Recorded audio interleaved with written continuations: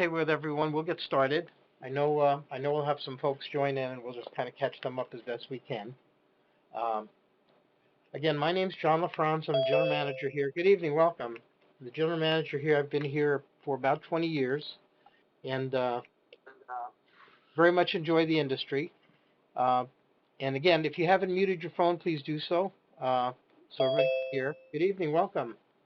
And then when we get to the Q&A part, we'll open it up and you can unmute your phone as you have questions. And I would just ask everyone to be courteous because, it's very easy to jump over everybody else. And if everybody waits their turn, I promise I'll get to everybody's question. So with that, let me tell you a little bit about our company. Again, I've been here 20 years with Dollar Store Services. We've been developing dollar stores since 1993, and in that time, we've developed over 4,600 dollar stores around the nation and actually in countries around the globe as well. A lot of people want to get into this business. They always have, and they see the Dollar Trees and the Dollar Generals and so on, and they'd love to own one.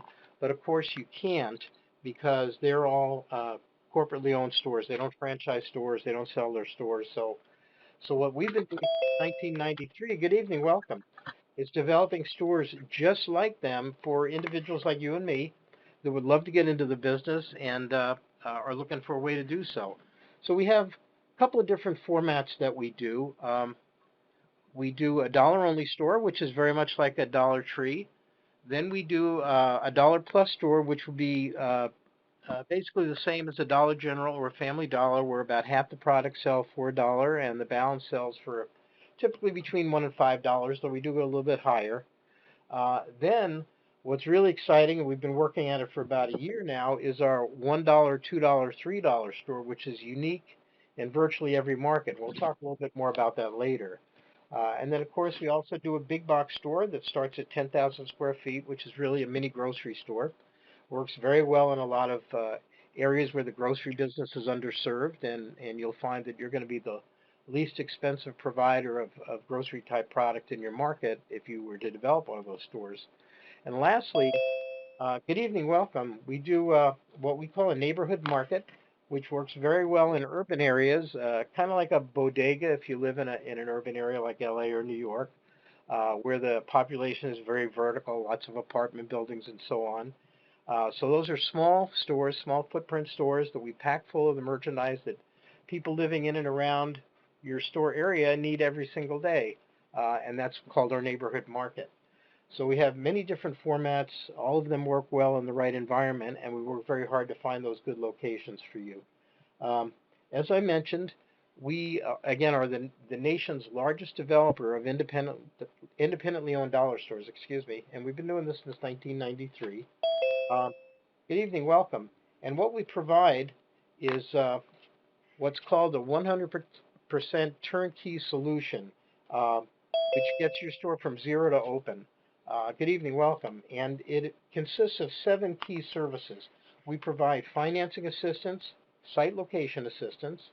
Once we identify a location with you, we negotiate the lease. We then do a complete store setup. We provide all the labor, fixtures, interior signage, the freight to get everything there. We send a crew to receive everything. Good evening, and put it together. Uh, then we give you comprehensive training, which we do online and over the phone. You become part of our merchandise network, our supplier network, in which you can have savings of 20 to 25% on merchandise each and every time you order and for the life of your business. Um, and you'll have access to hundreds of new items every week, and we'll talk a little bit more about that because that's critical to your success. And lastly, we provide long-term support for the life of your business. We assign somebody to stay in contact with you, giving you new supplier information, merchandise information, helping you get ready for every season and holiday, and giving you any operational assistance that you might need. And our store packages start at just $76,900 for a 1,000 square foot store. Now what I'd like to do is talk for a minute about each one of those services if I can, and I'll do it very quickly because I know we'll have questions as we move forward. In financing, if you decide to investigate this opportunity, the first thing that you would do is complete an application and put a 100% refundable deposit in place of $500. That moves you right into our finance department, and they will be able to tell you if you need financing within 48 hours what you qualify for, what the terms are, and then you decide if you want to go forward. Of course, if you've got your own funds, we would move you right into real estate. So once you make that decision, we've got different types of lenders available. You can borrow against your home equity. SBA loans are available. You can borrow against secure CDs and 401ks. Uh, there are business lines of credit, and then of course traditional financing as well, fixed rate, fixed term type loans. And it all depends on what you qualify for. And as I say, within 48 hours, you'll know exactly what you can do, what the terms are, and then you make that decision. If you need a business plan for your lender, we can provide those at no charge for you. So once your funding is in place, we move you into site location, and that's where the real work begins. We assign a team to work with you, a site location specialist and one of our leasing managers. You will have access to a software, a website that we call Easy Track. We developed it some years ago. And on that website, you will see every location that we're looking at. First, of course, we talk to you and we determine the areas of interest for your store, and we know the size store that you're interested in. So then we look at the area and we identify every location that fits those broad parameters in terms of size and the area that you would like to be in geographically.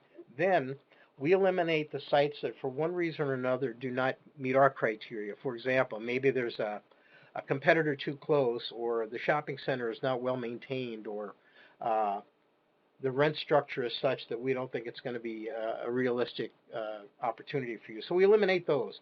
The ones that we believe are worthy of your taking a look at, of your consideration, we upload into this Easy Track system, and you will see everything there is to know about every one of those locations.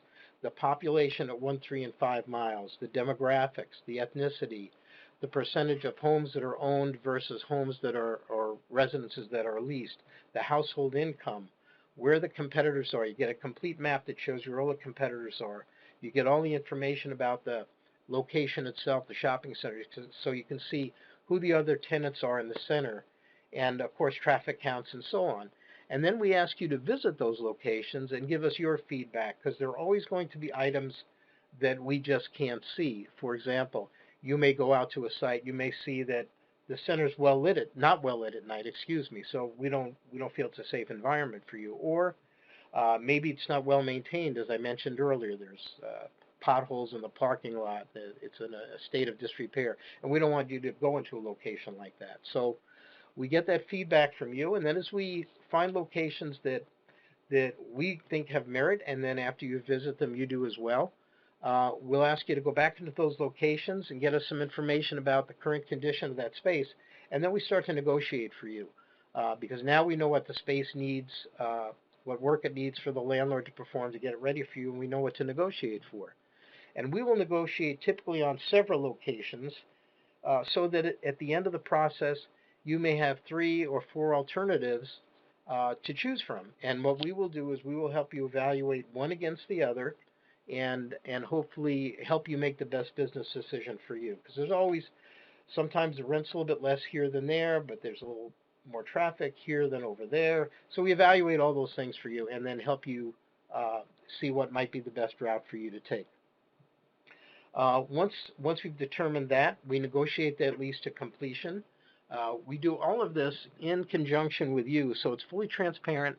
When we make an offer, you know what that offer is. When we get a counteroffer back from the landlord, we review that with you and discuss how we're going to go back to the landlord, what we're going to ask for. And then when we get to that final letter of intent, we've negotiated over 17 key provisions on your behalf, all designed to protect you to the greatest degree possible. For example, a few of those we may ask for in that letter of intent. We will tell the landlord we want the restrooms in the space to be ADA compliant. That means that they satisfy the requirements of the Americans with Disabilities Act, which is very important. Sorry, we didn't hear all of that. I'm sorry, let me say that last part, I'll say it again. One of the things that we negotiate for is to make sure the restroom is compliant with the Americans with Disabilities Act, which means it's handicapped accessible. If you were to lease a space and that restroom was not ADA compliant and you then had to retrofit it yourself, that can cost $10,000 or $12,000, sometimes more, because you've got to put in new fixtures, new doors. The restroom may not be big enough to accommodate a person in a wheelchair. So that's just one thing that we negotiate to make sure you have that protection. We also negotiate for the exclusive use, which means that another dollar store can't come into the shopping center. You are the dollar store in that center. Uh, we negotiate for a no relocation clause, which means if you're in a great location, maybe right next to the grocery store or a Target or a Walmart, uh, the landlord can't come back to you 6 months or a year later and say, I've got a guy I want to put in your space, so I'm going to move you down to the end of the center. Not fair, and we don't let that happen. We negotiate that protection for you. And again, there are up to 17 key provisions that we do negotiate, and again, all with the goal of making sure you're protected in every way possible before you sign your lease. Then, if you're comfortable with the lease, we review all the terms and conditions with you. Then you're ready to sign the lease. And keep in mind that our leasing managers, each of them, negotiate anywhere from 60 to 100 leases every year. And they've been doing this. I think our youngest or most recent leasing manager has been with us for 7 or 8 years. So very, very experienced at what they do. And then we review that lease with you. If you're comfortable with all the final terms and conditions, then you go ahead and execute the lease. At that point, and only at that point, is when we actually create an agreement between you and our company to actually develop your store. So you don't agree to anything, you don't sign on the dotted line until you've gotten your location and you're totally comfortable with that location. Then we make the agreement, based on the store size. All our store prices are listed on the internet. There are no hidden costs or fees or anything like that. And again, I didn't mention earlier, and I apologize for this, but we are not a franchise. Uh, so there are no fees or royalties associated with you working with our company. You pay us one time for the store size that you develop, but you get all that after opening support that I mentioned earlier, but you never pay us a fee or a royalty. Not a franchise. Very important. So it's your store. You can do whatever you choose with it. You can, in terms of merchandise and presentation, you can take it in any direction you choose. At that point now, good evening, welcome. Your lease is signed, and we're ready to do your store setup. And we send a build-out supervisor and a crew out to your store. They're on hand to receive all the merchandise and fixtures on Monday morning. The fixtures arrive early. We unload them. We start setting all the shelves, putting slat wall on the walls, installing all the interior signage, uh, setting the checkout in place, and so on. Monday afternoon, the merchandise starts arriving, and typically by Wednesday, all the merchandise is there, and we're stocking it as it comes in. So in virtually all cases, we start on a Monday morning, as I said. By Saturday, you are ready to open. It takes us 1 week. Larger stores take about 10 days, but most sizes we do in 1 week. Uh, and of course, in the time between when we complete your lease and when we arrive on site to set up your store, you're going to go through your training. And as I said earlier, we train you on the phone and over the internet. We have internet training modules. You have access to our trainer anytime during the day. You want to contact her to review what you've learned on each of the modules. You can do it at your own pace. Uh, Typically takes about 3 days broken up at your leisure to go through all that material, and then we recap it all with you. And there's several portions that we do live on the phone because it's a lot more detailed. We go through all the suppliers and the merchandise and determine what suppliers are going to be best for you. One thing I did not mention is when we do your opening store orders, and we do that in conjunction with your training, every store order that we do is custom written. We don't take a cookie cutter approach to how we set up our stores. So if you're in Okanagan, Washington, your merchandise orders are going to be very different from somebody who's in Miami, Florida. We have our merchandise manager. She reviews the location. She's aware of all the demographics and the competition and the co-tenants within the center and so on. Then she gets on the phone with you and she'll review any special needs that you might have regarding merchandise. And then with all that information, she writes a recommended set of orders. Then she sends them to you, and you and she review them on the phone, and you can make any changes that you would like to make. We send them all to you.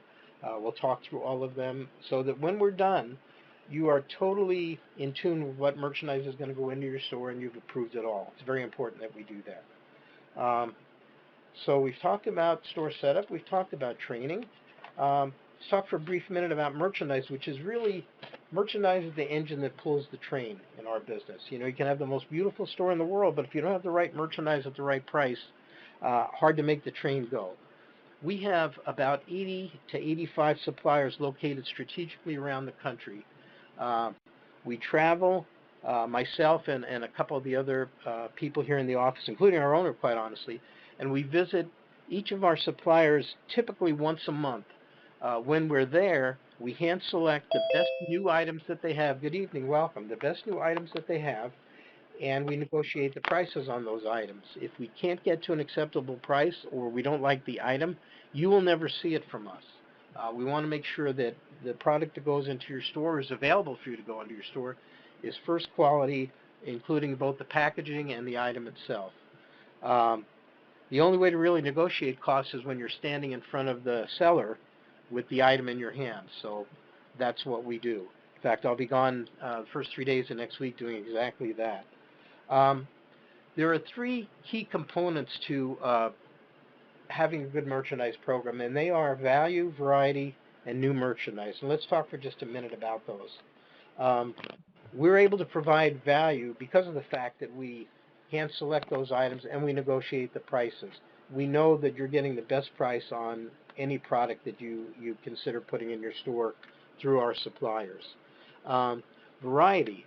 Variety is very important, and when I say variety, what I mean is having merchandise that nobody else, no other independent stores in your market will have.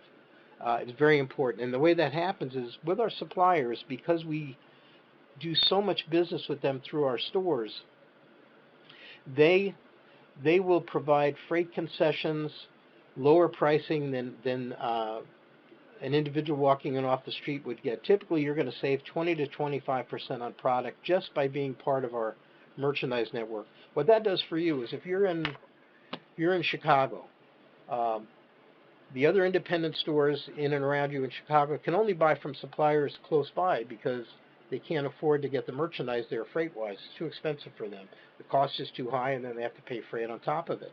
But in our system, if you're operating your store in Chicago, you can buy merchandise from suppliers on the East Coast, uh, from Houston, from Southern California. So you'll have product that nobody else in your market has. It's so important. And then the other part of variety is because we do so much business again with those suppliers.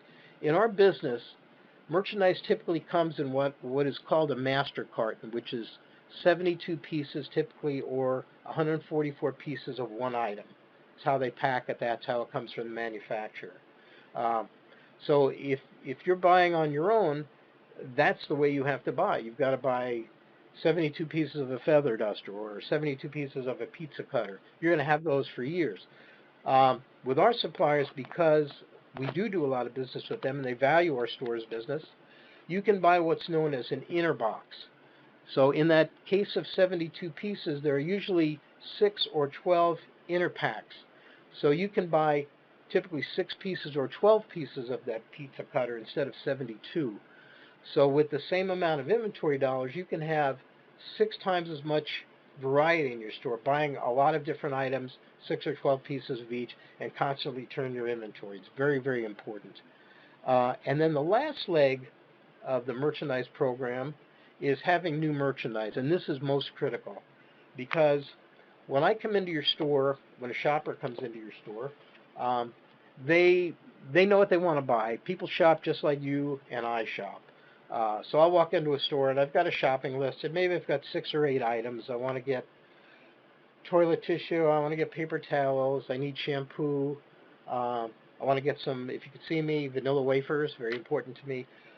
So those are the items that I use and use up, and those are the items that I shop for. So I come into your store and I'm looking for those items, and I find them and I put them in my cart. Now I start to look around and I start to see things that I didn't intend to buy. Maybe I'll see a table runner, very nice linen table runner, selling for $1. Looks nice. It'll make my wife happy. I'll put it on the hall table, so I buy it. And then in auto care, I may find one of those man-made chamois. I can use to clean my car, or this time of year, a sunshade uh, to keep my seats from boiling. Uh, and maybe a couple of toys for my grandkids. So now my $8 transaction that I intended to do in your store is now a $12 or $15 transaction, because now I'm buying items that I didn't know I needed, but the perceived value is so great on those items that I buy them. And it's great. That adds to your sales. It adds to your bottom line profit. Wonderful for the store owner. Now, when I come back next week, I need those paper towels again. I need the toilet tissue. I'm always going to need the vanilla wafers, but I don't need the table runner. It didn't get used up. And I don't need the chamois. I still have it. And the toys, generally speaking, my grandkids haven't destroyed them. I still have those. So what I do need is for you to show me something new in all those categories so I can be a customer for those categories again. And that's why every week you're going to receive from us information on hundreds of new items for you to choose from. And then you're going to have a person assigned to you from our office uh, for the first, certainly first for the first 120 days that you're open. We have someone assigned to your store, and they'll be in contact with you virtually every day, helping you track your sales by category, seeing where your sales are coming from. If we see a department that's underperforming, we help you address that and correct it. If we see a category that's overperforming based on what we normally expect, we help you grow that category because obviously you've got a good customer for it. And that person is also going to review those new item offerings that you're going to see each and every week. Help you select the items. Good evening, welcome. Help you select the items that are best for your store. That person is also going to be assigned to help you get ready for every season and holiday. In your interior sign package, you get a complete set of signage for every holiday and season, in addition to your everyday signage that goes around the walls and overhead and the windows and so on. Uh, and that person will help you get those seasonal orders written, work with you to determine when they should arrive in your store, when they should go on display, and so you maximize that seasonal business, which is very, very important. So again, that's our merchandise program. Um, Key factors are that 50 to 75% of the merchandise you buy should always be new merchandise. And then, of course, the balance of it is your consumables. And keeping in mind again that 20 to 25%, if you were to buy if you were to buy $300,000 in inventory next year for your store, that 20 to 25% savings converts to 60 or $75,000 in profit that moves right to the bottom line just by being part of that supplier network. So it's so incredibly critical. Um, so that is our program in a very large nutshell, and I apologize for taking so long. And I know there'll be questions.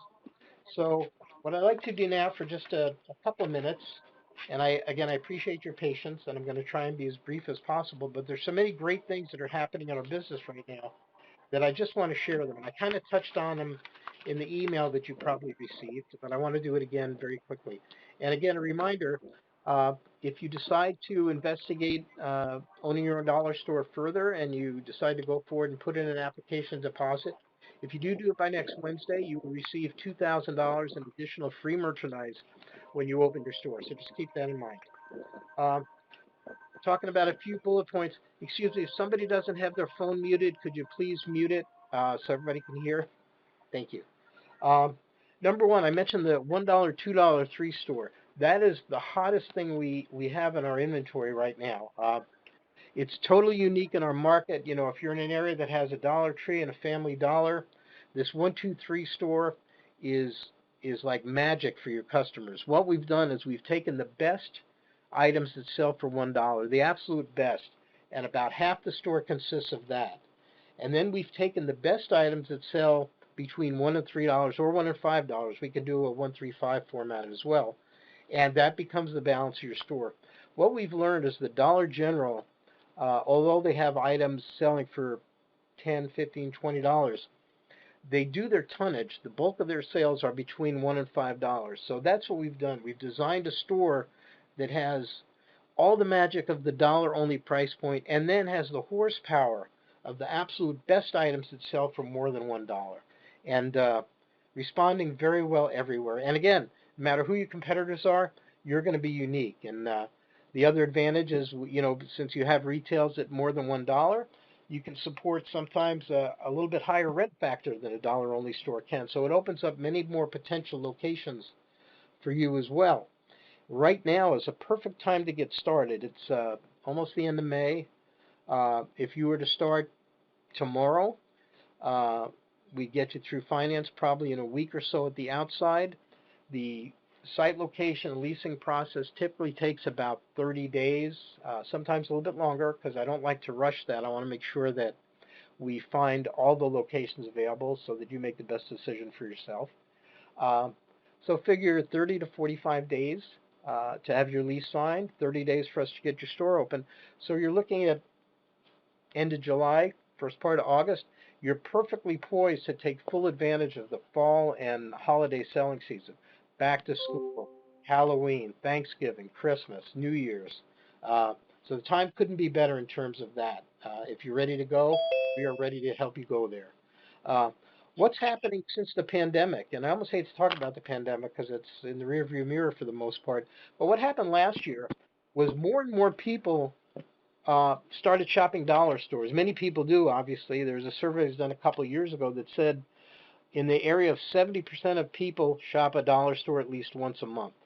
What we found during the last year is that many more people shop dollar stores for the first time and like what they saw. Dollar General, in an interview last week with CNN, their CEO noted that they found a very high percentage over the last year of first-time shoppers. Our stores are seeing exactly the same thing. Um, when the grocery stores were out of paper products, when they were out of cleansers and sanitizer and the things that people needed the most last year, our stores had them. So people discovered that, and they found that not only did we have that product, but we had it at lower prices than the grocery store they just walked out of. Uh, another survey that I read recently said that consumers felt overwhelmingly that they were price gouged by their grocery store during the pandemic. And if you're a regular shopper like I am, I can only agree. Uh, everything jumped up in price, and now the prices are staying there. That survey also showed that the most important things for consumers when they shopped were these two things: price, not surprising, and convenience. They like to get into a store, do their shopping, and get out. And those are exactly the things that dollar stores can deliver to people. You know, people when they shop now, more and more, if they're going to a grocery store, they go to their dollar store first to fill out everything on their list that they can. Then they go to the grocery store to get the balance. Um, CNN reported the other day that they estimate that almost half retail took a hit last year. We all know that. What that means for us is that great locations are available, and the landlords are looking for quality tenants to fill those locations. So that's a real positive if you're looking to get into business now. And they know that the dollar store business is first recession proof. Actually, we do better in a soft economy, and they're Amazon proof because most people that need our product need it now. They don't really go online and want to wait a day for some toilet paper, kind of critical. They want they want it right now, and so we've proven over the years that even though Amazon has taken a lot of businesses off the map, dollar stores are stronger than ever. And then the economy is showing nothing but positive signs. Unemployment filings are down. Uh, hiring is up. Most of the states are opening up now or will open up very shortly. Consumer spending is up. A little flat in April, but the first 3 months of the year was very, very strong, up every month. Uh, I read an article the other day where the Federal Reserve estimates that consumers are sitting on over $1 trillion in stimulus cash that they haven't spent yet. They're going to spend that somewhere, and odds are they're going to spend a lot of it with our stores. Rental rates are low right now. So altogether, kind of a perfect storm to get into this business. Great locations, low rental rates, uh, more customers than ever.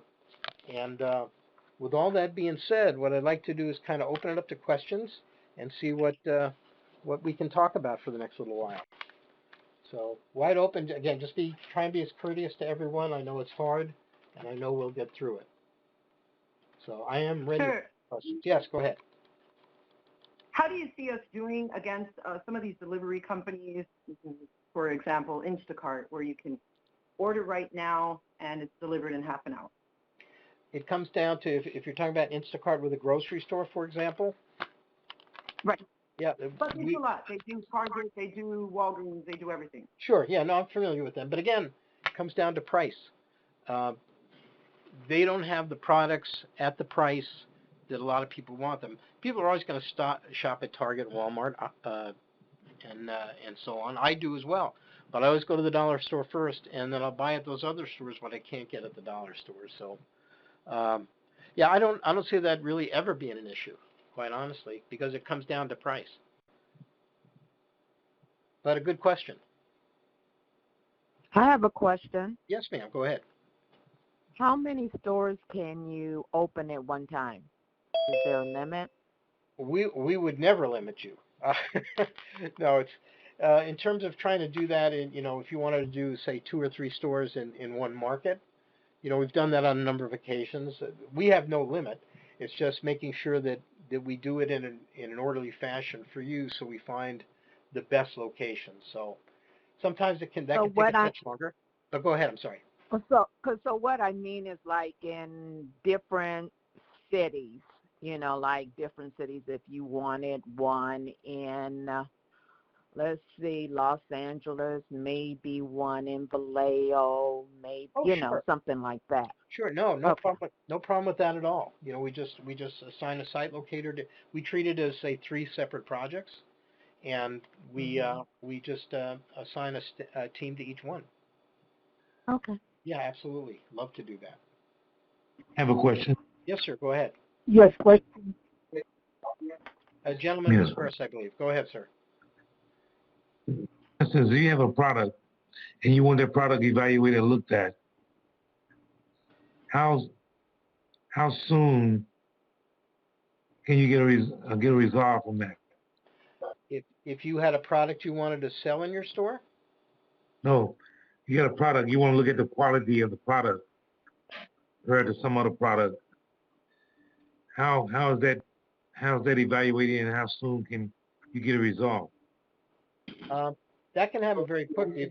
If I was looking at a product at a supplier, I'm not sure I understand exactly what you're asking. I want to make sure I give you the correct answer. So you're saying if we found a product at a supplier and you found one at another supplier? Well, no, not necessarily from the supplier. The product is already out there selling. For instance, medical. Okay. You found some pill that was better, but how can you evaluate that pill to that particular pill? Okay, it's an interesting question. We would evaluate it in terms of first price, then certainly how it's packed, how many come in a bottle or a container, um, and then determine obviously when you're talking about something like that in terms of its safety and ability, that's already been resolved by the FDA before it ever goes on the market. So we would evaluate it in terms of price, packaging. Does it look is the box attractive? Does it catch your eye? And then, of course, how many pieces come in a bottle or a package versus another item? Because now we're looking for not only price but value. So Right. so we look at all those things, and then we would make the determination as to which one we felt was best for our stores to offer to their customers. Okay, that's a good answer. Okay, thank you. Yeah, it's a good question. Took me a minute there. I'm a little slow at late in the day. Next question. Sir, if you have time for another question, sir? Sure, I have all night long. Go ahead. What is the average net or profit on your stores in the first year? Okay, that's a good question. It's a tougher question to answer because the stores vary so much in terms of size and in terms of location. Let's say your average 76,000, which is your 100 square foot, and let's say you make that a 123 or 135, like you suggested. Okay. What do you foresee? Ballpark. I'm not holding you to it. Okay. But what do you foreseeably see, say, in a smaller city like a Columbus or a Cocoa Beach? Okay. Not something large like a Miami, like you suggested. I don't have that kind of Miami money or Las Vegas money. I think you're wise to stay in in Columbus for sure. So no, For and real. that's a good question. Here's some broad parameters that I can kind of give you. In a 1, 2, 3 store, the average cost of goods is going to be about 50% of retail. So you've got a 50% gross margin on product. Um, the the industry numbers for sales per foot vary a little bit. Dollar Tree, which combines their annual report with Family Dollar, so it's a little harder to discern. If somebody doesn't have their phone muted, please do so. Other than the young lady I'm talking to right now, thank you.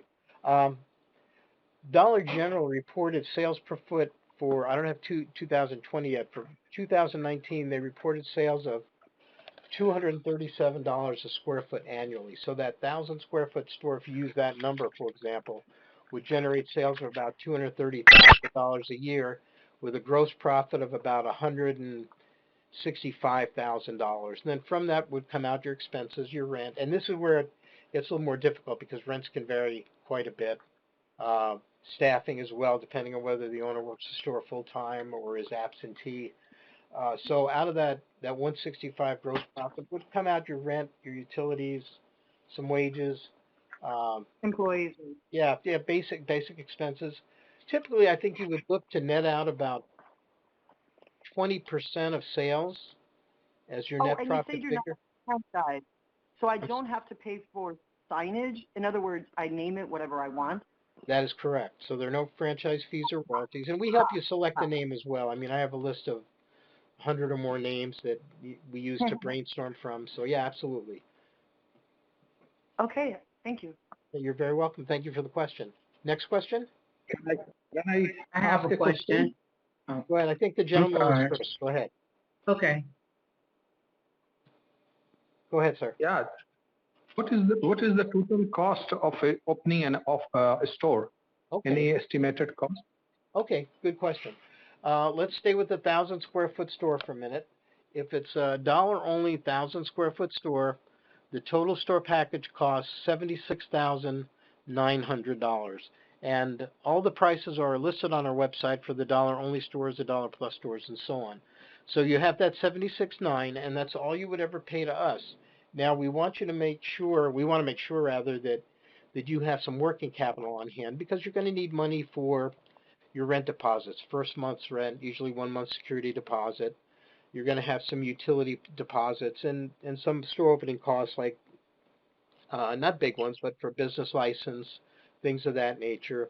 I always like to make sure somebody has some money set aside for their first reorder because you want to be able to place a reorder for merchandise right after you open, before you've even sold very much, so you have product coming in. So as you start to generate sales, you have a couple of merchandise orders dropping in. And the other item that we like to set aside funds for is when we negotiate your lease, we normally negotiate for the landlord to do all the work in the space, provide paint, flooring, and whatever else the space might need. Sometimes a landlord may come back and he'll say, you know what, I don't want to uh, have to do the flooring and the paint, but what I'll do is I'll give your tenant an allowance for them to do that or find somebody to do it. So maybe they'll give you $5 a foot or $6 a square foot. And if that, and then you would have to expend that money, but then you get it back from the landlord. So when those types of negotiations occur, if we think it's financially better for you to do that, then we will talk through that with you.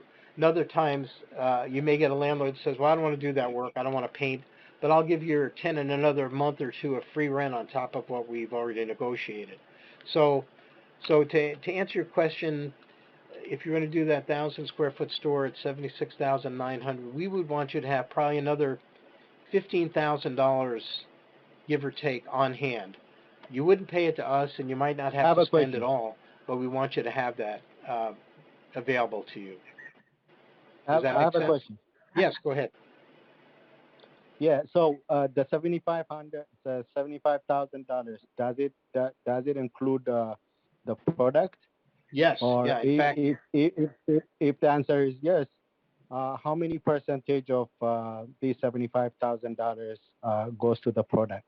In a 1,000 square foot dollar only store, that includes about $16,000 at wholesale cost in merchandise, which translates to about $32,000 at retail. And then that package also includes all the site location work, the financing work that we do, the lease negotiation, the freight to get everything to your store, the labor to receive it and put it all together, all your interior signage, an allowance towards the cost of your outdoor sign, and of course the training and then the long-term support for the life of your business, all included in that one package price. Okay, thank you. You're very welcome. I have a question. Yes, ma'am. Go ahead. Is it possible that I have a nonprofit organization? Mm-hmm. Is it possible that we could put the business as under the nonprofit organization, so that could be the profits can be revenue? The profits go in the revenue to the nonprofit organization? Yeah, you or could. do it have to be like a person? No, you could certainly do that, and it's well, you already have a nonprofit like a 501c or something like that. Yes, I do, and I wanted to open up a store as revenue. Yeah, you could to certainly support my nonprofit. You could certainly do that. The only thing I would say is that if you were looking for financing through one of our lenders that we have in our network, they can only lend to individuals. So you wouldn't be able to get the funding through the nonprofit. It would have to be an actual person. Okay. But yeah, other than that, but my nonprofit will have to come up with the money itself in order to pay you all, correct? That would be correct. Okay, all right. Thank you. You're very welcome. And if you need help with a business plan, again, those are things that we can do for you. I have a question. Yes, sir. Go ahead. Okay. So you're saying the 1,000 square feet is cost 76,000. That's including the merchant side. So, but also, you saying we're supposed to have some money in the hand, like you saying like 15,000 or something. That's correct. To place the order. So what's the order we will need if we already gonna get all the items, right? Okay. No, and that's a good question. I probably didn't explain it well, so let me say it again. We like to have you have some extra funds on hand because when you open your store, you're going to be very busy, and because the stores typically establish themselves very quickly, so you're going to be busy right at the outset. So what we always recommend to our store owners, and you don't have to do it, but I'm going to strongly recommend that you do, that you have an order placed and ready to come into your store in the first week after you're open, because otherwise what happens is you sell through merchandise so quickly that you can't react to it fast enough. So it's always wise to have some merchandise coming in to replace what you've sold. That's why I like to have that extra amount of money set aside. You don't have to do it, but I think what you'll find is you'll be scrambling to get merchandise orders to refill the store. And that's one of the worst things that can. Yeah, and that's one of the worst things that can happen because you have a great opening, people are excited, they empty your store, they come back next week, and you don't want it to still be empty. You want merchandise coming in all the time. So the money is for for my warehouse to fill my spot when it get empty. Okay. Exactly. Yeah. Exactly right. And it doesn't have to be a lot of merchandise because after that first reorder comes in, now you're in a system. You're checking and ordering merchandise and placing orders every week. So now you're rolling. But it's just that first set of orders just to jumpstart the refilling process, if that makes sense. I see. I get that. Okay. Good. I apologize. I didn't do a good job of explaining that before. So. No, you're fine. And we have to place the order every week, and after how many days we will get the order? There's a certain day we will get our item every week, or how you guys deal with that? What we do, and that again a very good question. What we do is we set up for you a check and order schedule. So say you have in your store, we set you up with 12 suppliers that you're going to use. A couple of general merchandise suppliers, and then some specialty suppliers like greeting cards and costume jewelry and electronics and so on. So you have 12 suppliers that you need to order from typically every month. So we set up a little schedule for you. So each week you'll check and order if necessary from just 4 of those. So it's a very simple process. It takes an hour or 2 a week. And then next week you order and check an order from another 4, and then the third week and so on. So you constantly have merchandise coming into your store.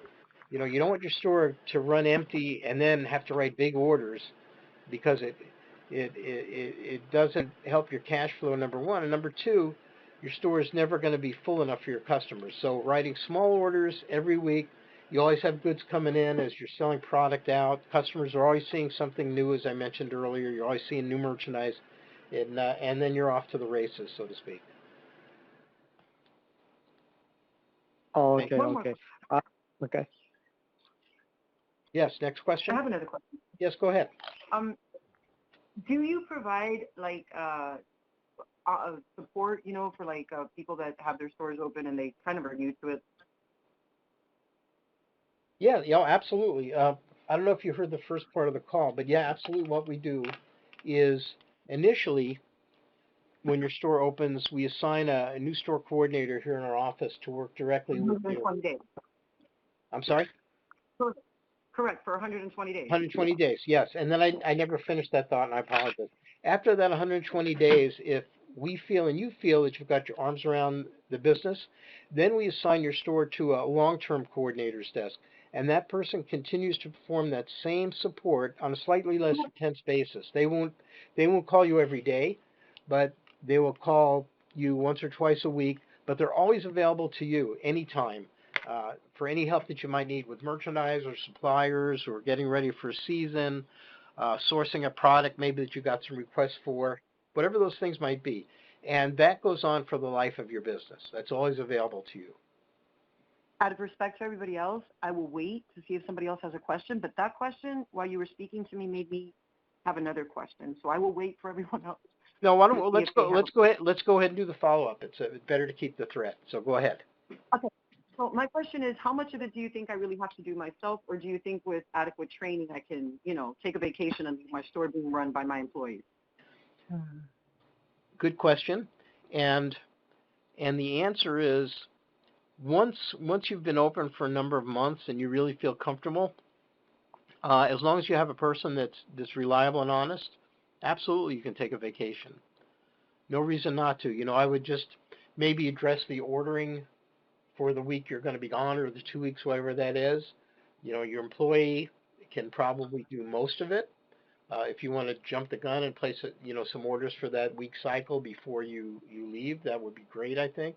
But yeah, no, absolutely. The key is to make sure you have somebody that's honest and reliable, and it's not a hard business to run even on an absentee basis. But short term, absolutely. You can check in, see how the sales are going. They can report to you if you choose each day. But yeah, no, absolutely. It's an easy business for somebody to run. Certainly in the short term, a good, sharp person can do it very easily for you. You have been utmost helpful. I don't think I have any more questions. With our email, will we be able to find links to financing and to call? Yeah, absolutely. On your email, you should have your store development sales representative's name and contact information. And you can always call me. I'll give you my number. I'll give everybody my number right now. It's 702-637-3389. Hold on. Sure.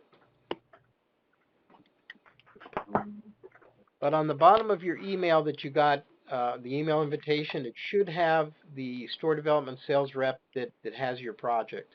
But my number, again, 702-637-3389. You can always call me, leave a message if you don't get me. And 637? I'm sorry? Sorry. 637? 702-637-3389. Thank you, sir. Oh, you're very welcome. And I will get back to you, or I'll have your rep get back in touch with you, certainly. And my email, if anybody wants to jot it down, is my first name, John, with an H, dot, my last name, wish it was Smith, but it's not, LaFronz, John.LaFronz, at DRSS, that's David Robert Sam mail.com. David Robert Sam DRSS mail.com. I have a question if you're done with that. Yes, sir. Yes. Go ahead. Okay. So my question is, how many percentage on general people when they open the store they will successful? How many percentage you will give? Okay, good question. Good question. What I can tell you is first, keeping in mind that we're not a franchise, people don't have to report any of their operational numbers to us, their sales, their profits, none of that. And typically after the first year or so, most of our communication with the stores tends to become one way. You know, we continue to provide the merchandise information, the seasonal information, the new goods information. But the stores, you know, our owners are all independent, and unless they need something from us, we don't always hear from them. But kind of anecdotally, what I've seen over time is that over the first 3 years, um, there's probably maybe 5 to 10% of the stores that don't renew their leases for one reason or another. Um, you know, it's funny. It's hard to know. I think very often what I do see is that people that have not owned a business before, and I don't want to make this sound like a negative because it's certainly not, but if you're going to get into business, you have to be dedicated to the business like anything else. But there's always a small percentage of people that really don't. Everything looks so easy from the outside, and this certainly is a very easy business to run, but you have to work it like any other business, like a job. And sometimes, you know, it was a week or two ago, I was talking to an individual, and I could tell he was just not all grounded in what it takes to own a business, you know. And he said, "Well, I want to travel and I want to do these things, and you know, do I have to be at my store at all? And can it be one day a week?" And I said, "You know," I said, if you're thinking that you can just come in on Friday afternoon and put all the money in a shoebox and take it to the bank, this may not be for you, because you gotta work. You don't have to live at the store certainly, but it's like any other business. You have to tend to it. It's like a garden, and once you get the garden going, you always have fruits and vegetables, but you got to start. Um, so I hope that answers your question. I'd say maybe about a 10% fallout over 3 years or so, uh, which is well better than the average of new business startups. So, and again, the business is easy to run. It's almost profitable from day one. The businesses establish themselves very quickly. It's not like a lot of businesses where people they have to see you first. They got to see your store, and then they have to understand what your business is. You know, what is that? What do they do there? And then they have to have a need for what you do. With the dollar store, if you have a good location, which we were obviously very hard to secure for you, everybody sees you. They know exactly what your business is, and they need your merchandise today. So in terms of establishing a business, I can't imagine one that would establish itself more quickly. Hey, John, Yes, sir. I got a question for you. Yes, sir. Go ahead. Now, I don't know if I'm gonna ask it properly. But let's say you talk about the merchandise. Yes. At what point, or what system do you all have that count the merchandise that's going out the store? So you'll know how to, or what type of system you have to know how to collectively count those items. Okay. Good question. And what I would say is that I think what you're asking is there a point of sale system where it scans the merchandise and so on? And we quite honestly, we used to do that in our stores, and we stopped, and I'll tell you why. If you think back to what we talked about a little bit earlier about making sure that at least half the items you rebuy are new items every time you place orders. You buy your consumables, and then you fill out the store with new merchandise. What our store owners found is that they spend so much time when you have a point of sale system. You have to every time you have a new item, you have to create a record for it in the system. Who did it come from? Welcome. Who did it come from? How much did it cost? How is it packed? What am I going to sell it for? At what point should I reorder it? Is it 12 pieces? Is it 10 pieces? Whatever it is. And they found they were spending so much time creating the files with the knowledge that half that information they were never going to use because they're never going to rebuy those items. So what we do now is we use an electronic cash register which tracks your sales not by item but by category, because that's most important. What you want to know is where your sales are coming from. Are you doing 10% of your total sales in hardware, and are you doing 8% of your total sales in health and beauty aids, and so on? And we use that information. Your new store coordinator will with you. She'll be looking at that with you, and if you see that, and we see, say hardware is giving you 14% of your total sales, and we usually anticipate that hardware is going to be about 10% of your total sales. Then the light goes, and I say, wow, you've got a great customer base for hardware. Let's add some more hardware items because you sell them. So we track the sales by category. That's the most important information. I really don't care how many widgets you sell in hardware. I just care that you sell a lot of hardware. And we know that you're always going to have the basics because that's built into our system. You're always going to have the hammers. You're going to have the screwdrivers. But are you going to have this, add a new package of decorative nails or a new set of house numbers or whatever those things might be in hardware, so that every time somebody comes in, they see something that they haven't seen before. So does that kind of answer your question? Yes, but it's something else I would like to know. Yes. What counting system will we be using to identify how many items we need? Well, the register is going to count your items that you've sold in each category as well as the total sales. Okay. And then in training, we do something called a purchase log. And what that does is that every time you receive an order, you enter the order information into this purchase log, and that includes the cost, the selling price of that order, how many pieces are in that order. So you'll know each week that I added 3,000 pieces of merchandise to my store.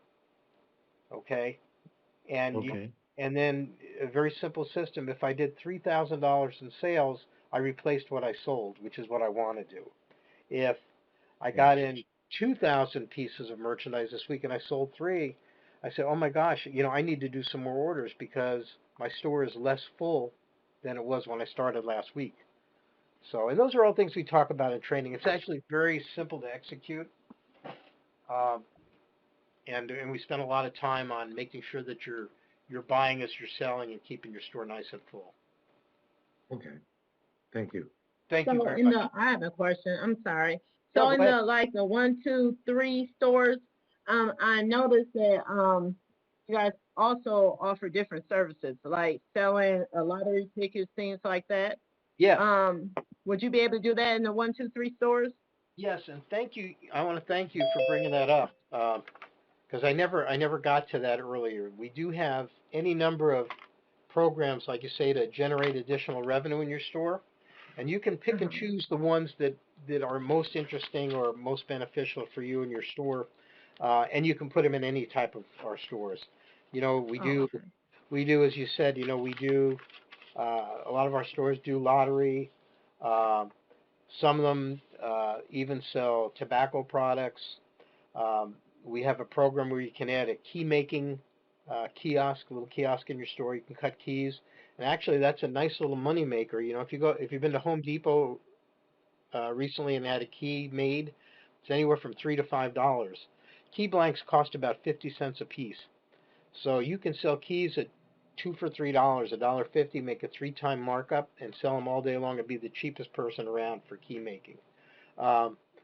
You can, and I always recommend that you add a 1 or a 2-door cooler, because you can buy beverages from some of our suppliers. When I had my own stores years ago, I used to buy cases of bottled water at the grocery store. Now I think you pay like $3 for a case of 24 bottles right now, and you can sell them for $1 a piece when they're cold. So that case that you pay $3 for gives you $32 at retail. And then, of course, we negotiate with Coke and Pepsi. We put you in contact with them so that you can add a cooler from each of them at no charge. They put the cooler in for free as long as you buy the product from them. A lot of our stores add other rack programs like Little Debbie's, Frito-Lay, things like that. All great programs. A lot of our stores, after they're open, you have to be open to do this, but you can apply to take food stamps and EBT, the EBT food stamp program. Very simple to get into, and we walk you through that in training. And then once you have that, you can basically sell any product in your store to someone that has the food stamps or the EBT cards because it all qualifies.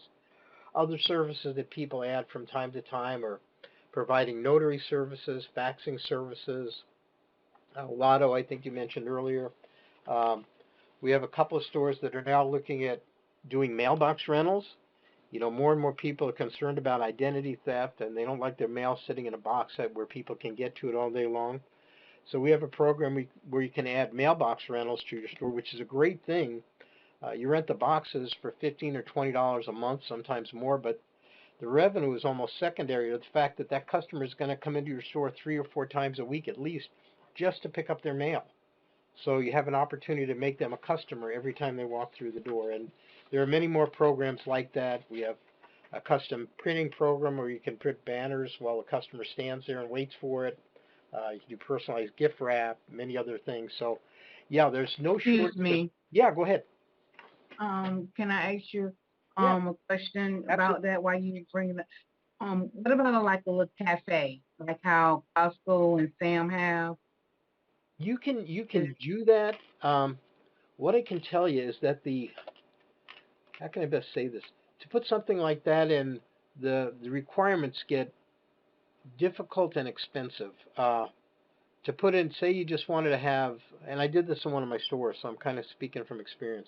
I wanted to put a Okay. hot dog roller in, and then one of those not a fountain drink dispenser, but just one of those spray units like you used to see in some of the restaurants where they have lemonade or whatever fruit juice.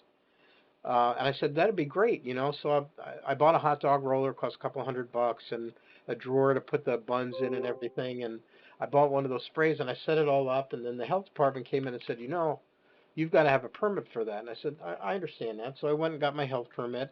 And they said, well, we have to come out and inspect your store. And I said, okay, come on out. And they did. And they said, well, you know, you need a hand sink up here for your employees to wash their hands if they're going to handle the hot dogs. And you need a floor drain for the sink so that, you know, so all of a sudden I was into this hot dog program for several $1,000s before I blinked an eye.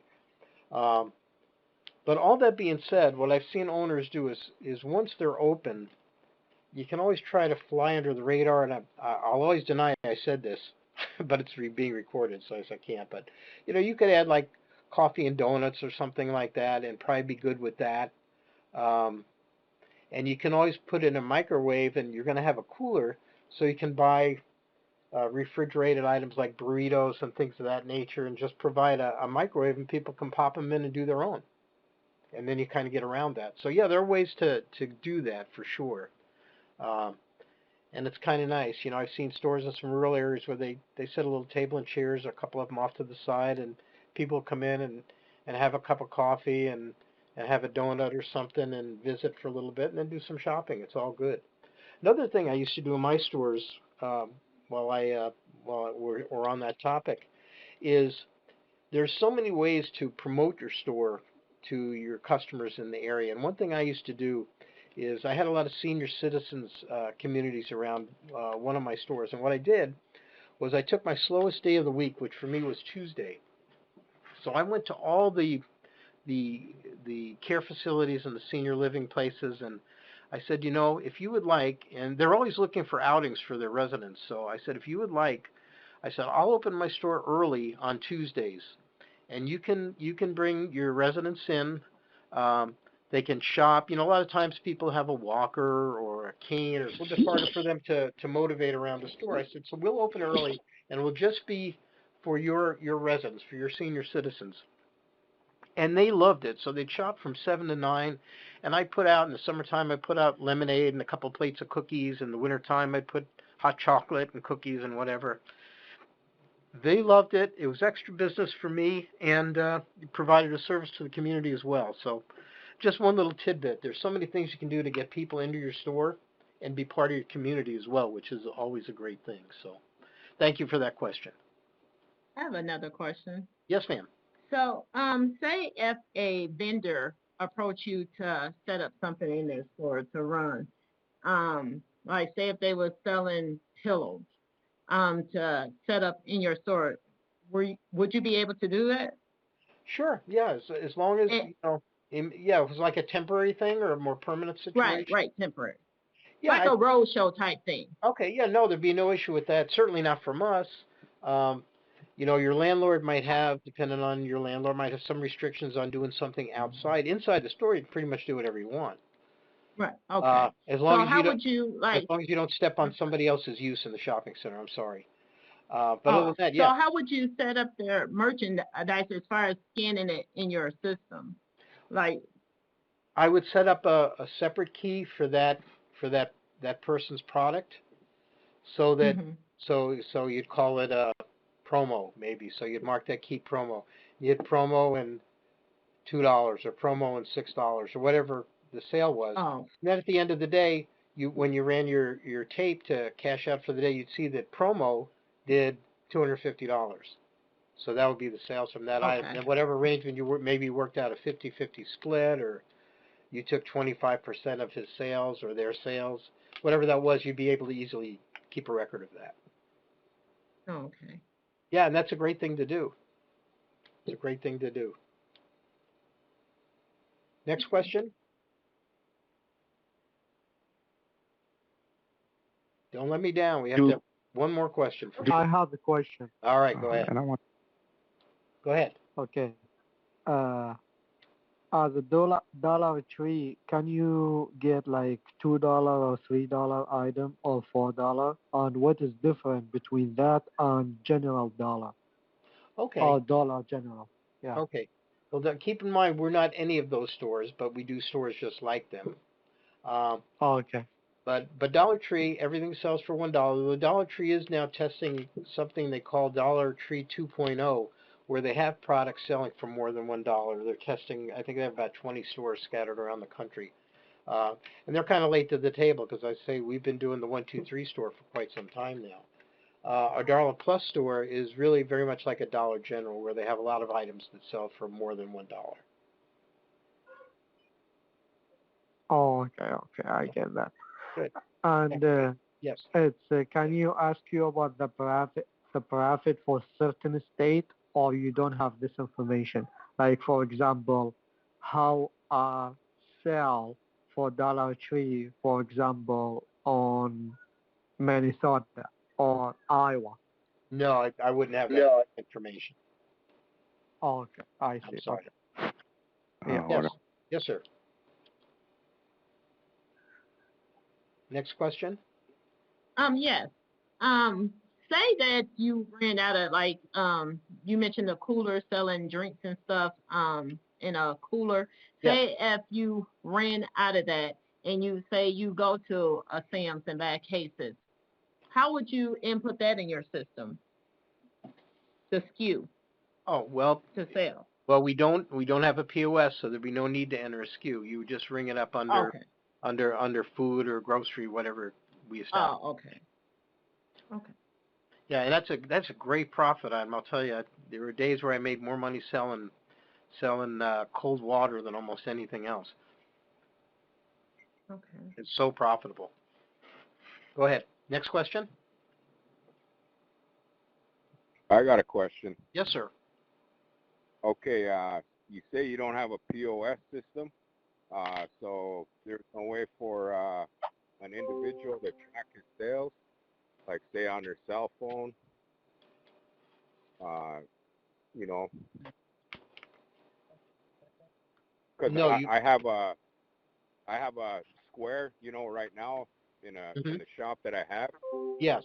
and you know, on my cell phone I can track my sales, for the week, for the month, 3 months. Well, How do you guys you will have that operate through that? you will have that through your cash register, and you'll post it to QuickBooks or something like that. So you'll always have that. And let me say this, if you want to have a POS and source one locally, you're certainly welcome to do that. And when we set up your store, we would have the suppliers provide you with the Excel spreadsheets with the SKU numbers and so forth, so you could load your system. Um, I'm not opposed to that at all, and some people choose to do that, and that's fine. In fact, we have people that do stores with us over time that have other businesses. Maybe they own a convenience store and they want to use that same POS system in their dollar store, and that's perfectly fine. We just stopped providing it because many owners found that there was no benefit for them. But you can certainly do that, and we'll work with you to get the files that you need to load. Okay. All righty. Thank you. Thank you, sir. Next question? Do you all pick the store location, or do the customer pick the store location? We research all the potential locations in your area and eliminate the ones that we don't believe are worthy of your looking at. You know, maybe the rent's too high, or the shopping center is not in a good center, or there's a competitor too close. But all the other locations that fit your parameters in terms of size and where you want your store to be, you'll see all of those. We give you all the information about all of them, and then you visit them. You make that selection, certainly. It's not us. We just get you all the information. Then on the ones you like, we'll negotiate the final terms. And then, as I said earlier, you might have missed the first part, we negotiate on a number of locations. You know, you may find 3 or 4 that you like, you know, say, gee, you know, maybe these would all work for me. But we want to get to, then we'll negotiate to the final terms, so we know what the rent's going to be, we know how much free rent the landlord's going to give you, and how he's going to deliver the space. Is he going to do all the work, or he's going to ask you to paint, or whatever that might be. And then we'll help you weigh one against the other and make the best decision for you. But it's always your decision. Okay. Next question?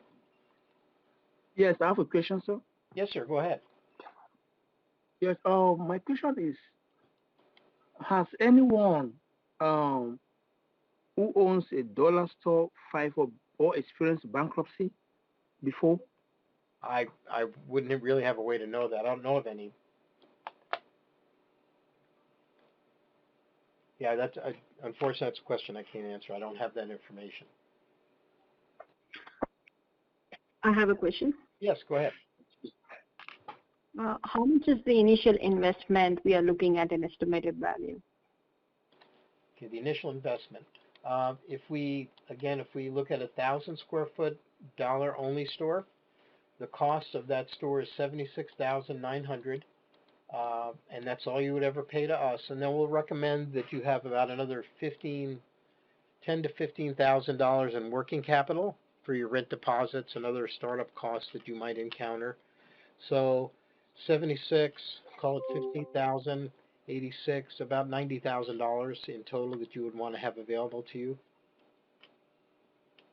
So would that include the whole setup with the stock and product cost? Yes. Everything, training and everything? Includes everything, the 7 services that I provided. And in your store package, it includes the financing assistance, all the site location work, the lease negotiation, the training, the long-term support, access for supplier network, and then of course we come out and set up the store, and we provide all the counters, slat wall and all the walls, the checkout and the cash registers and so on, all the interior signage. We put signage around the upper perimeters of the walls. We have overhead signage, we have window signage, aisle signage, end cap signage, and then you get a full set of signage for each season and holiday. And we also include an allowance of, in that size store, of $2,000 towards the cost of your outdoor sign. So yeah, everything is included. And all the inventory, I'm sorry. I have a question. One question. Go ahead, do your follow-up first, ma'am. Go ahead.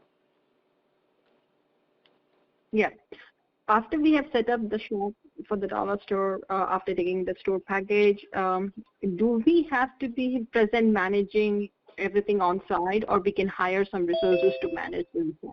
No, you can certainly hire somebody to manage the store. I always recommend that a new owner kind of keeps control of the ordering process for a pretty good period of time. But you can do that in a few hours a week. And yeah, as long as you have somebody that's reliable and honest that you feel comfortable with, you certainly don't have to be at the store on a regular basis. You can pay somebody to do that for you. Yeah. And one last thing, what's the royalty that we have to return back? Is that at the year end or the monthly, or how are we liable to you? Not in any way at all. We're not a franchise, so there are no fees or royalties ever. So you don't have to pay us anything. You pay us one time for the purchase price for the setup of your store, and you never pay us again. But you do get all that after opening support just as you would with a franchise. But you can always send me some cookies at holiday time. I'll gratefully accept them. Sure. Well, I have a question for you, since Yes, you were go ahead. already gracious enough to say all of these things that you're currently covering before. No, go ahead. Let's talk about something different.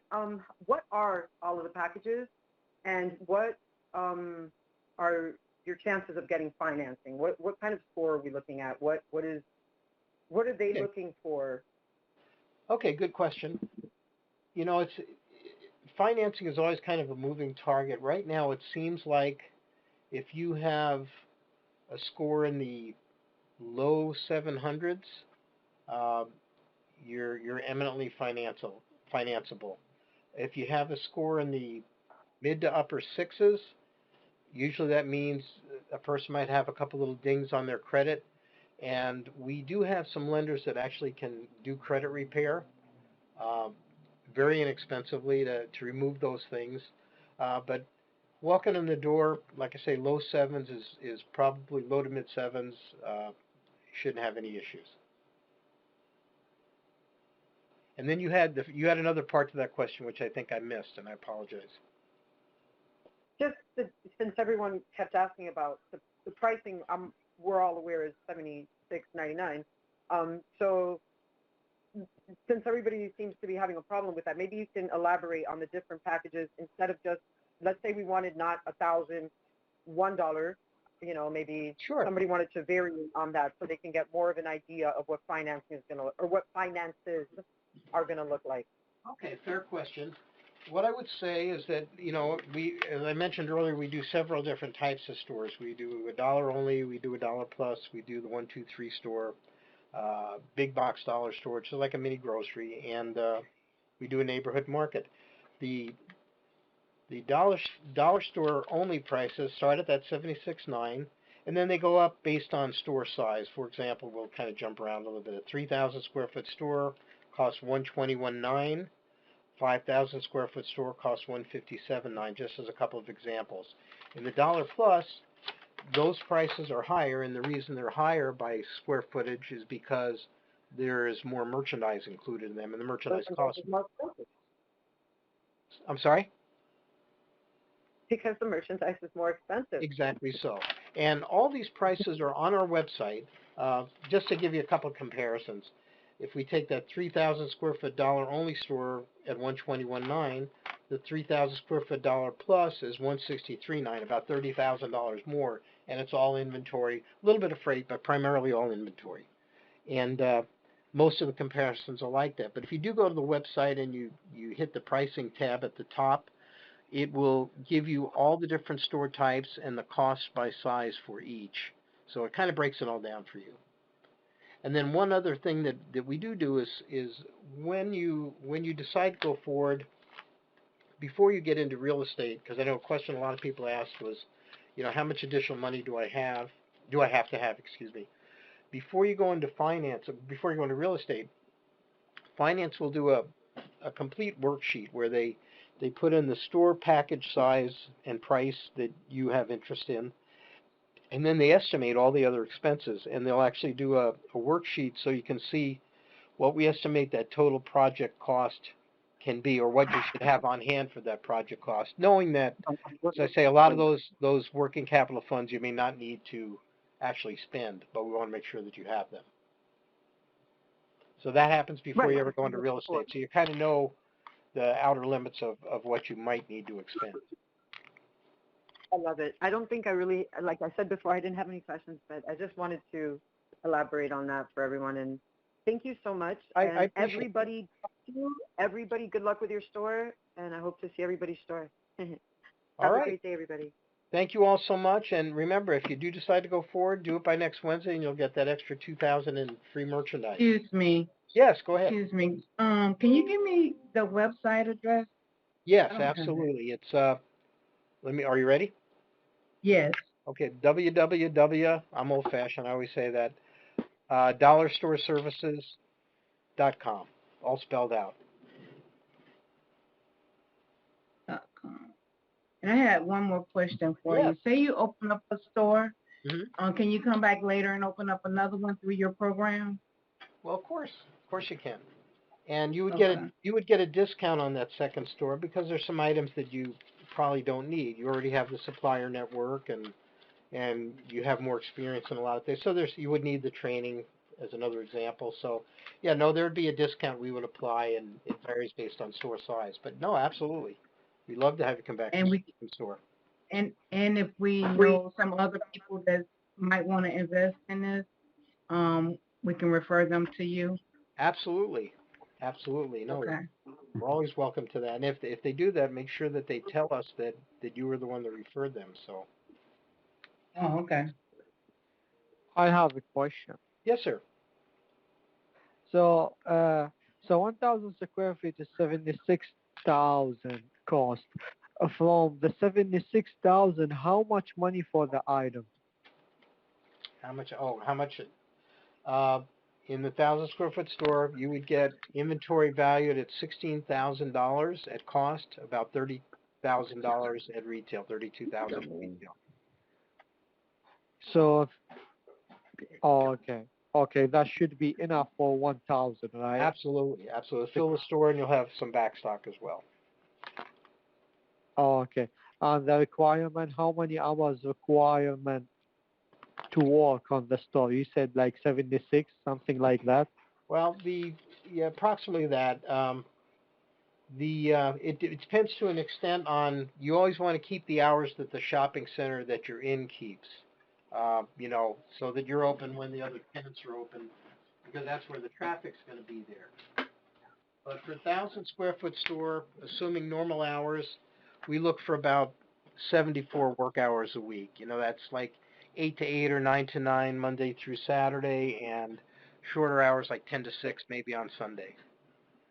Do you guys require the schedule, or the No. owner can move up and down? You Okay. can staff the store however and whenever you choose. Some leases may require you to open a minimum number of hours, but no, it's really up to you. Okay. Sounds good. And okay. And you was talking about about the refinance, like with someone who have a credit with 680, something like that. What do you think about this score?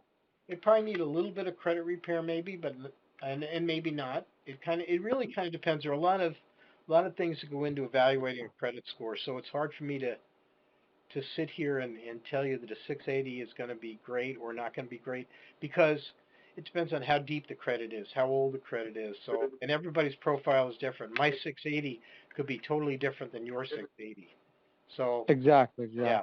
So the most important thing is to get in and finance. You'll know within 48 hours what type of funding you qualify for and what the terms are and how much, and then you can make the decision if you want to go forward. Yeah, and maybe the refinance is gonna say they're gonna give you only 40,000, then you have to cover the rest, right? Exactly. Yeah, you just don't know. Okay. I get that. Sir, I have a question. Yes, sir. Yeah, gentlemen, go ahead first, please. Yes, good evening, everyone. My question is, throughout the United States, like square footage for each square footage, there's a different price depending on where you're living. So let's say we pick a California or New York City. If you find a property 1,000 square foot, and the amount you are receiving is 76,900. Yes, sir. If there's a difference, if the price is higher, how do you accommodate that based on your program? When you say price, you're talking about the rent? Yes, sir. Like to get a property. Say, for example, I want to open up something in California, but we know the cost of living and the cost per square footage is much higher than it would be in Montana or Wyoming. So how would it be accommodated if I was to open up something in California? Okay. Okay, good question. Obviously the price for the package is the same, doesn't vary.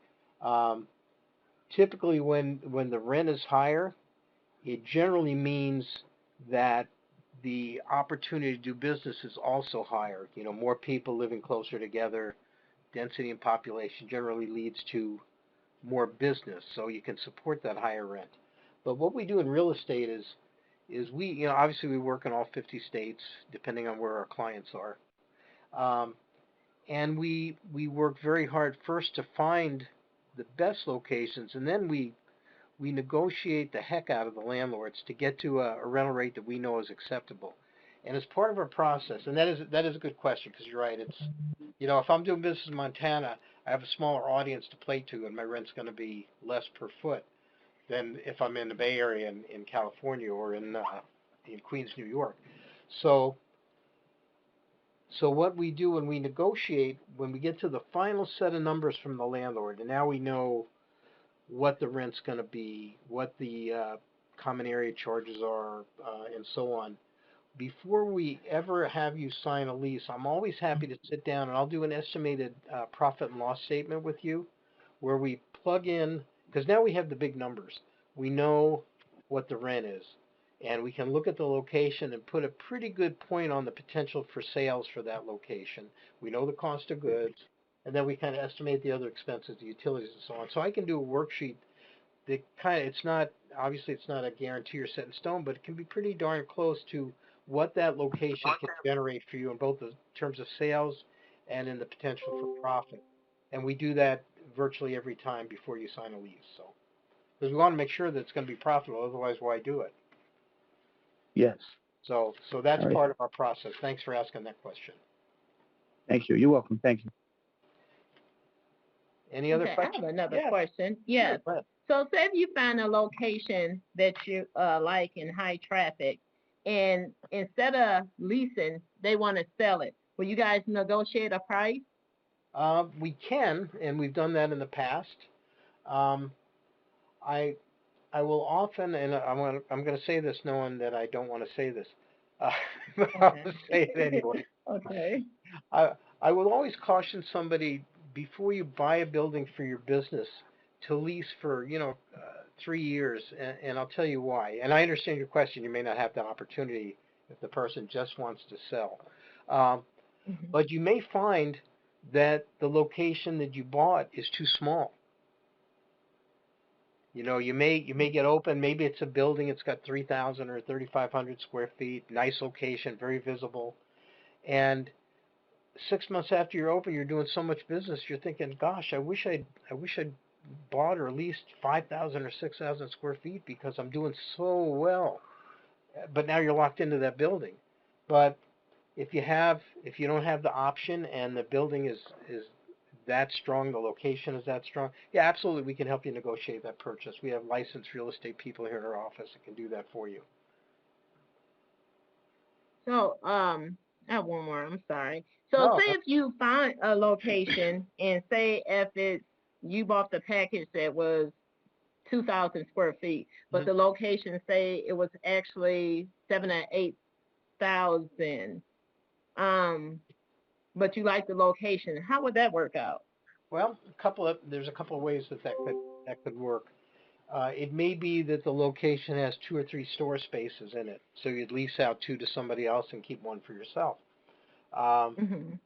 if it was just one big open space, it Uh-huh. becomes a little bit tougher because now you're trying to pay a mortgage for a 7,000 square foot location that you're only generating sales based on 1,000 square foot out of. So normally I wouldn't recommend that you do that unless you had a long-term plan or a short-term plan to fill in the balance of that space some way. Um, Okay. yeah, you know what I'm saying? And there's a lot of different ways again to go at that. If you had, say you're in an area that's kind of rural and you wanted to, and we had a person did this some years ago actually. She had a building she owned was about 4,000 square feet. She was in a very small town, and so she wanted to do a dollar store. So she did about $2,000, 2,000 square feet rather of dollar store, and then she set up. You've seen these craft marts where people will rent a little booth and they'll sell things they make and maybe sell some antiques and things Oh, like this. okay. And she rented out all these little booths, at first I thought, well, gee, that's a crazy idea, but it wasn't at all because that paid her rent to support the space. Well, she owned the building, but it paid to support the balance of the building, and it brought in a lot of customers.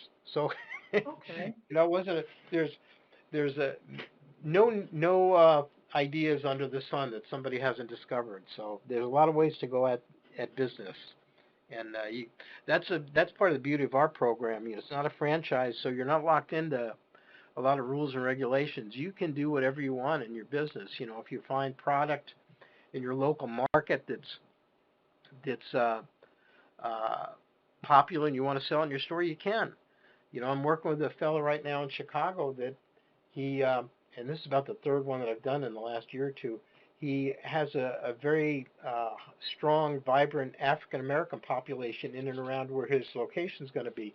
So he wants to bring in ethnic grocery items, and he has suppliers for them. So he's going to take about a third of the store and do that because it's smart. It's good business. So those things happen all the time. Do each package determine how many registers you get in your store, or the square Yes. foot of it?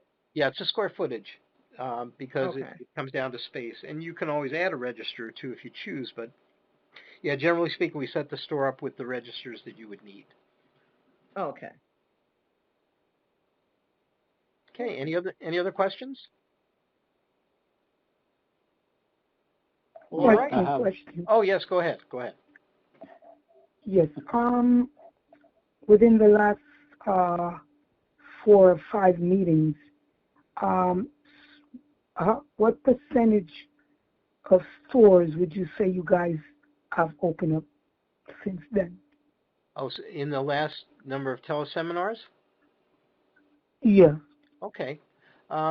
Good question. I think since going back to the start of the year, let's see, it's May.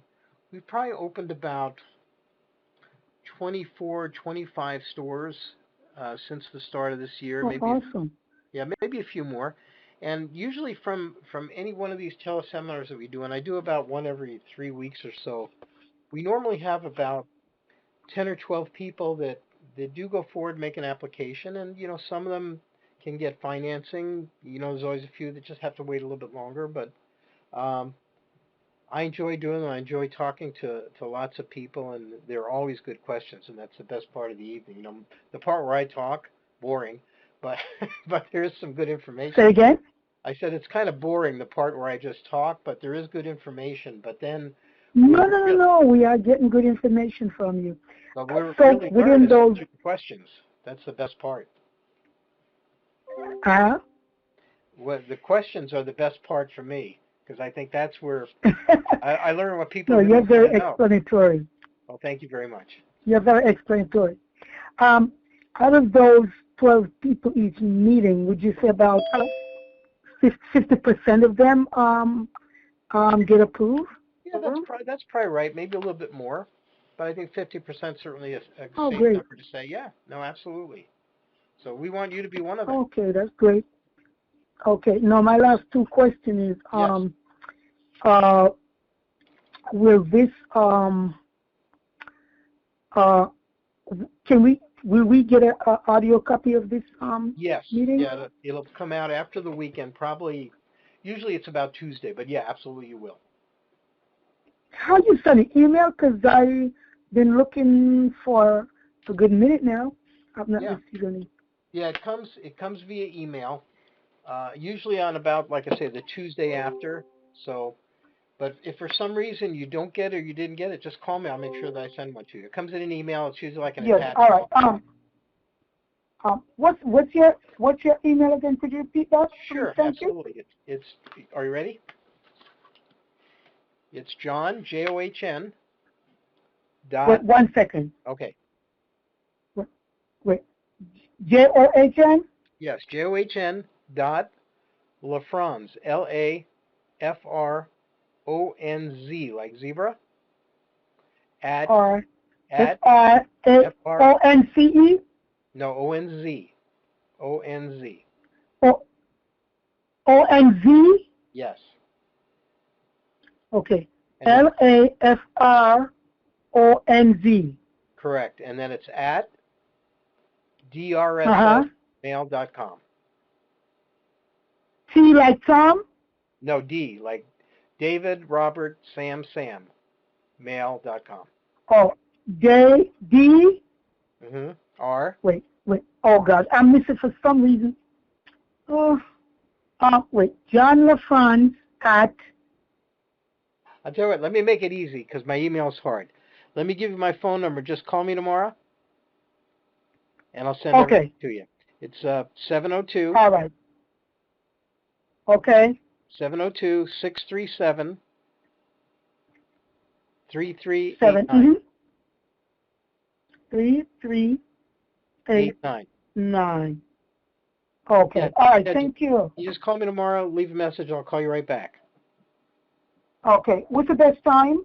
We're on the West Coast. You can call me anytime. Leave a message if you don't get me. I'm usually here by about 7 in the morning Pacific. So. Okay. All right. Thank Sounds you. great. All right. Look forward to it. Yeah. All right. Bye-bye. All right. Any other questions? Hey, Yes. one I last have a- question. Oh, young lady first. Go yeah, ahead. go ahead, ma'am. Yeah. If we do this investment, right, with 150 or 200 to set up a dollar store, within how much time frame are we looking at to understand our business is running smoothly at break-even point at least? How long will it take for you to really understand the business? Yes, to see, the net revenue after the gross revenue is generated, we meet all the expenses, the net that's balance left out. We are at least in a stable position. So based on your experience, since you have set up so many dollar stores, what is the time frame we are looking from the date we establish the store in the future time that we can say, yeah, this business is more stabilized? Okay, I would say the business, as I might have mentioned earlier, establishes itself very quickly. I would say within 3 to 4 months, you should be very comfortable operating the business. You've been through the order cycle a few times. You're familiar with the vendors and the merchandise. I'd say 3 to 4 months, you should really have your arms around the business and operating on all cylinders, if that makes sense. All right. Yeah, that's what I wanted. Thanks. Good. Okay. I look forward to working with you. Yes, sir. Gentlemen, you had a question, sir? Yes, I have a couple of questions. Okay. The first one is like, what should be the normal distance between $1 store to the other? Is it 3 miles, 5 miles, or how would you suggest? It's distance, but it's also population. Depending on where you're located. For example, I like to have usually at least a mile or so separation, but if it's in a rural area where the population is light, then you'd want much more separation. Like I'm working with someone now in a very remote area in Washington State, and the nearest dollar store is 5 miles away, and that might be too close because the population is so small. So it's always a combination of distance and population, and we're very cautious to make sure that when we look at a location that you have I guess what you would call a dedicated trade area, a dedicated portion of the population that's for which you are the most convenient option for shopping our type of store, if that makes sense. So when you say population, so roughly like how many households are you saying? 1,000, 5,000, 10,000, something Again, like that? again, it varies, so we have to look at both that and distance. Dollar Tree likes to have about 30,000 people closer to them than to anybody else. Our stores have smaller footprints, so we need many fewer people than that to support them. But we evaluate that as part of our site location process. It's hard to give you an answer that says if you have 5,000 people within a mile, that's a great location. Because it may not be, because it may be all retail around you, so there's nobody living in that mile. So, but that's part of the process we go through in real estate. Okay. Yeah. And second question is like, what are the other costs that are normally involved? Like, how much would be utilities? How much would be rent, average rent? Not that it's again we know it's specific to city and location and all, but Yeah. what are the other costs that Okay. are normally associated Okay. with this? Well, it varies. It's going to vary quite a bit by area, but the costs, I can tell you what they are, and I can't give you the dollar amounts, but obviously the other items that you're going to be um, having to address are wages. Um, you always want to have insurance, liability insurance. Somebody slips and falls in your store, and most landlords are going to require that anyway. You're going to have power. You're going to have a phone charges. Um, that's basically it. You may have some minor fees for processing credit cards and debit cards, things like that. So you'll have some bank fees, and you'll have bank accounts as well. Um, to put dollar amounts to all that is very difficult because it is going to vary quite a bit by area. But again, that's part of our process, and we'll estimate all those. Once we have an actual location and before you sign the lease, we're going to estimate all those expenses and actually do a worksheet for you and estimate the sales as well, and then we'll have the rental figure. So we can give you a pretty good picture of what that store might do for you. Okay. And another question is like, what would be the normal interest rate? I know you said it's all dependent on the FICO scores and things like that, but roughly, is it 5%, 6%, 4%?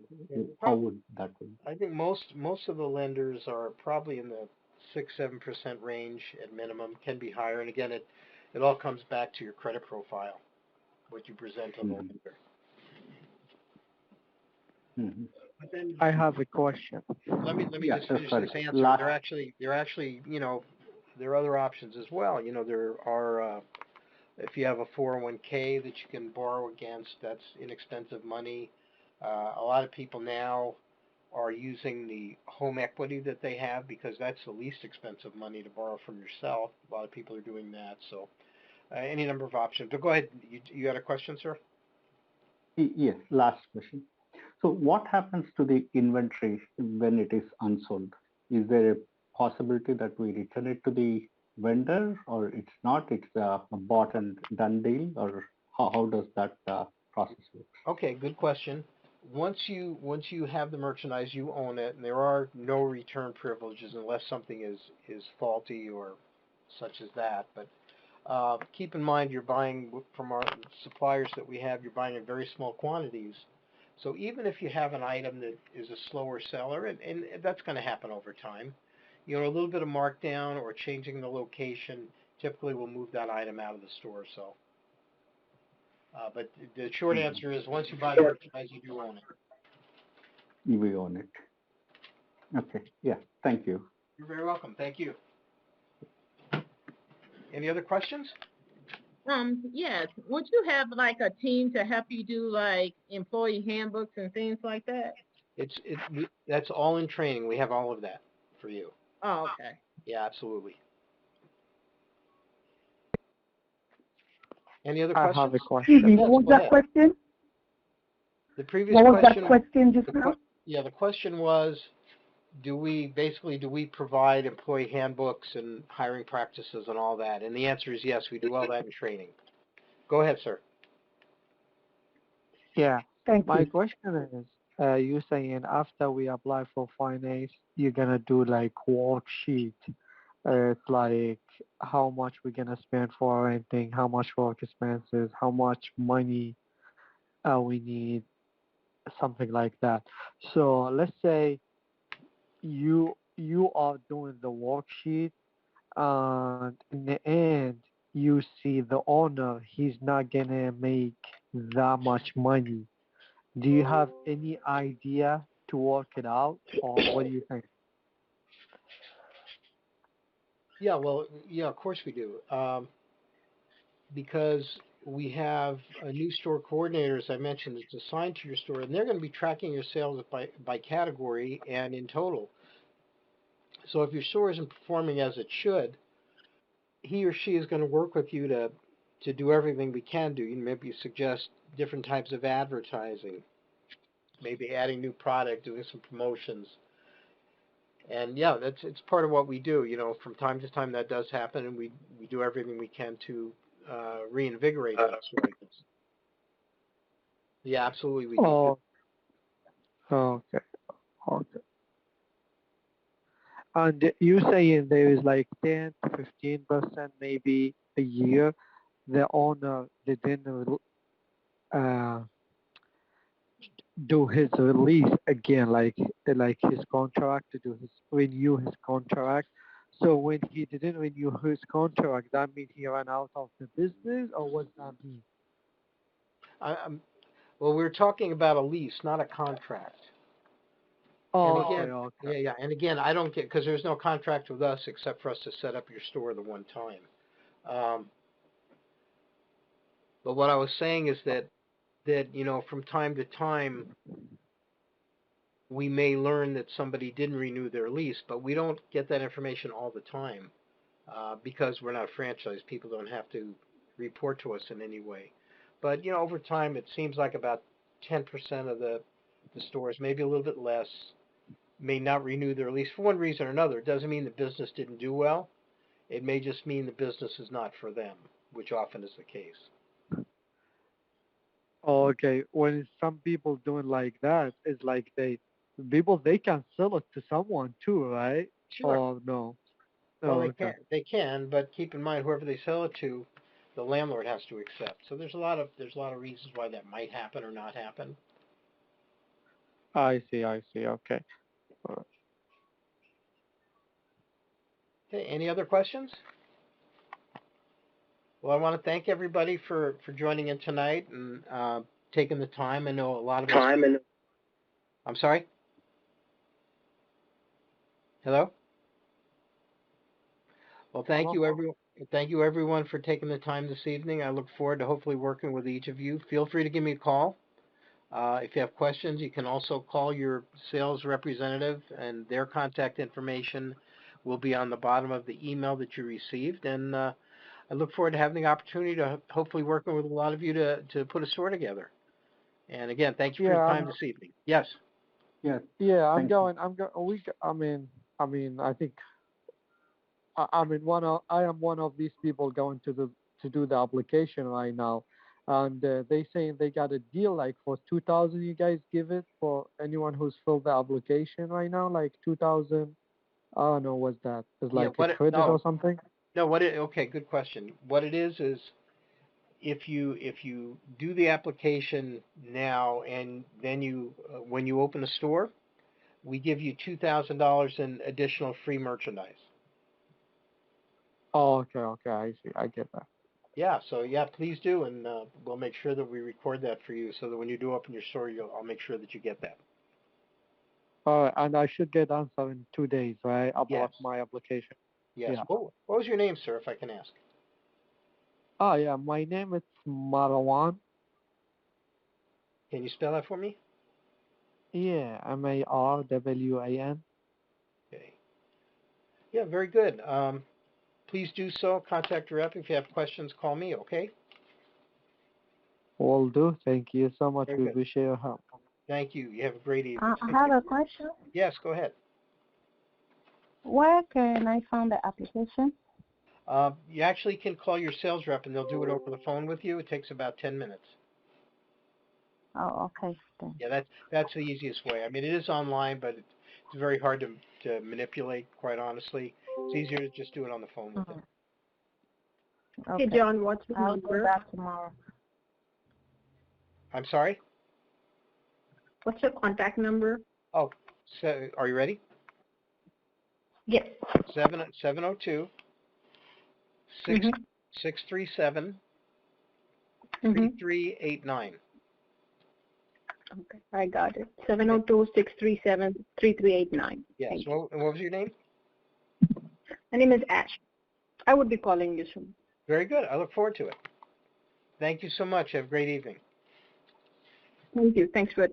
All right. Thank you all. We'll talk soon. I'm looking forward to it. Thank you now. Have a good evening, everyone. North America's largest developer of dollar stores. Over 4,000 businesses opened nationally since 1993. For more information, visit our website at dollarstoreservices.com.